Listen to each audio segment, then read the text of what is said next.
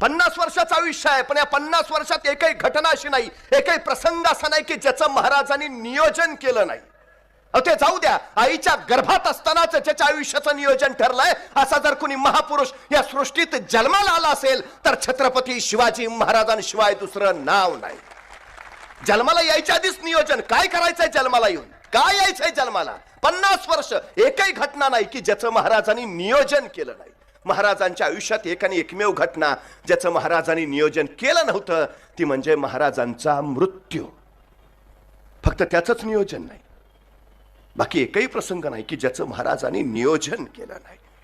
अमेरिकेच्या बोस्टन युनिव्हर्सिटीमध्ये मॅनेजमेंटच्या विद्यार्थ्यांना शिवाजीराजे दी मॅनेजमेंट गुरु म्हणून महाराजांचं व्यवस्थापन शिकवलं जातं.